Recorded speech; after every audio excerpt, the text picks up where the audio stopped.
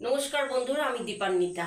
এই দীপান্বিতা কিচেনে সবাইকে সুস্বাগতম। আজকে আমি আপনাদের কাছে শেয়ার করতে চলেছি পেঁয়াজ পকোড়া এবং ক্যাপসিকামের চাটনি, যেটা সন্ধেবেলা এই বর্ষাকালে চায়ের সাথে কিন্তু দারুণ লাগে। চলুন তাহলে দেখে নেওয়া যাক আজকের এই রেসিপিটি। প্রথমে আমি 6টা পেঁয়াজ নিয়েছি, পেঁয়াজের খোসা ছাড়িয়ে স্লাইস করে কেটে নিয়েছি, আর এগুলোকে খুলে নিচ্ছি।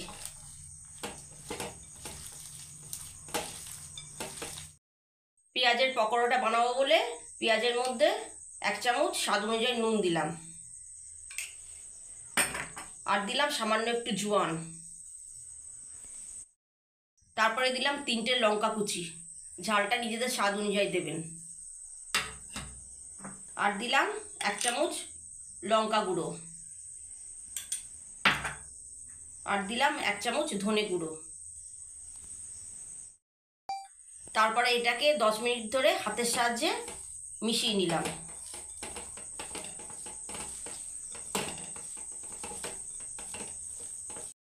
এরকম ভালো করে হাতের সাহায্যে মেশাতে হবে। এবার পেঁয়াজ থেকে জল বেরিয়ে গেছে, এটাকে শুকনো করার জন্য এর মধ্যে 1 কাপ বেসন দিলাম, বড় কাপের 1 কাপ।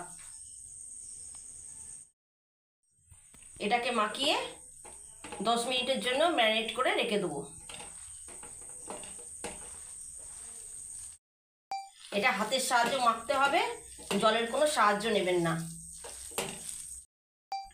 এটা ঢাকা দিয়ে 10 মিনিটের জন্য রেখে দিলাম। এবার আমি আপনাদের ক্যাপসিকামের চাটনিটা বানিয়ে দেখাচ্ছি।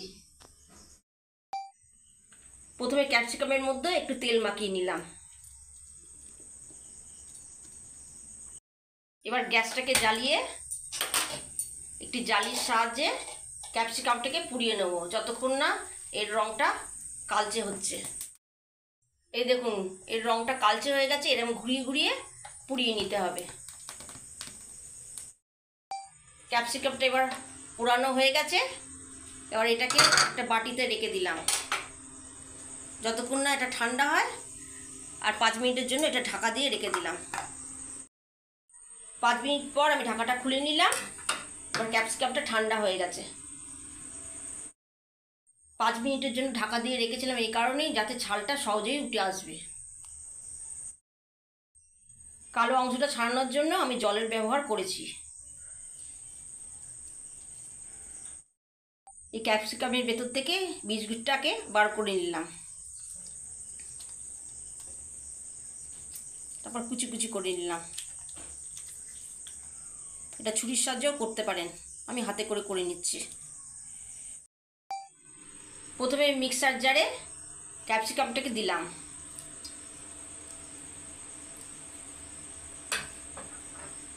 আর দিলাম খানিকটা ধনে পাতা কুচি।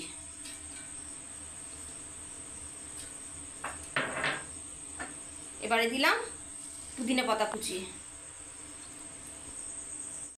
আর দিলাম একটা কাঁচা লঙ্কা, আর দিলাম কিছুটা রসুন কুচি, আর কিছুটা আদা কুচি, আর দিলাম 1 চামচ বিট নুন, আর দিলাম 1 চামচ চাট মশলা, আর দিলাম 1 চামচ জিরে গুঁড়ো, আর দিলাম 1 চামচ টক দই। এবারে দিলাম একটু লেবুর রস। এবার এর মধ্যে পরিমাণ মতো ঠান্ডা জল দিয়ে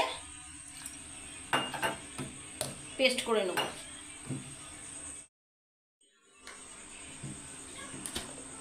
এবার চাটনিটা আমার তৈরি হয়ে গেল। এবার একটা বাটির মধ্যে ঢেলে নিলাম। 10 মিনিট পর ফিরে এলাম। এবার পেঁয়াজের পকোড়াটা আমি ভেজে নেব। এবারে গ্যাসটা জ্বালিয়ে কড়াতে পরিমাণ মতো সাদা তেল দিয়েছি, তেলটা এবার গরম হয়ে গেছে। এবারে পেঁয়াজের বেসনটাকে আলতো হাতে আস্তে আস্তে তেলের মধ্যে ছাড়ছি।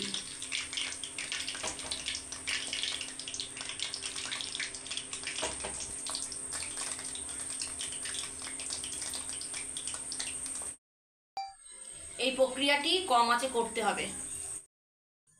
পকোড়াগুলো এরকম গোল গোল করে ভাজলে কি হবে, পকোড়াগুলো তৈরিও হয়ে যাবে, টেস্টিও হবে, কিন্তু ক্রিস্পি হবে না। এটা হচ্ছে আজকের টিপস। পকোড়াগুলো প্রথমে হাফ করে ফ্রাই করে নিতে হবে, তারপর সেকেন্ড বার ভাজতে হবে। হাফ করে আমার ভাজা হয়ে গেল, এবার এটাকে তুলে নিলাম, পরে আবার ভাজবো।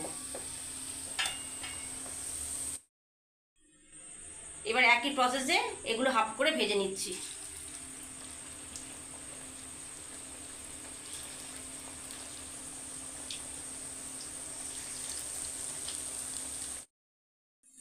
হাফ ফ্রাই করে সব পকোড়াগুলো আমার ভাজা হয়ে গেল, এবার ফুল ফ্রাই করব। ফুল ফ্রাই করব বলে আবার পকোড়াগুলো তেলের মধ্যে দিয়ে দিলাম।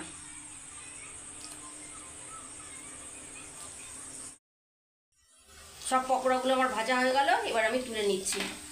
এটা সম্পূর্ণ কম আঁচে করতে হবে।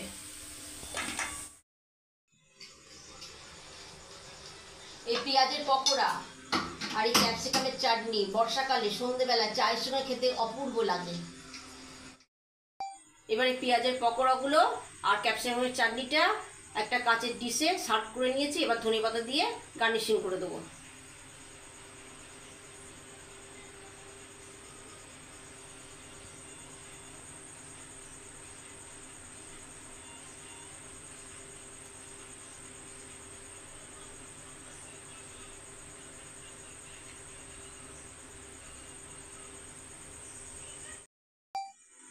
আশা করছি আমার এই সম্পূর্ণ রেসিপিটা আপনাদের নিশ্চয়ই ভালো লেগেছে। আর ভালো লাগলে প্রতিবারের মতো কমেন্টে জানাতে ভুলবেন না। লাইক, শেয়ার ও সাবস্ক্রাইব করে দেবেন। আজ এই পর্যন্তই, আবার ফিরে আসবো নতুন কোনো রেসিপির সঙ্গে। নমস্কার।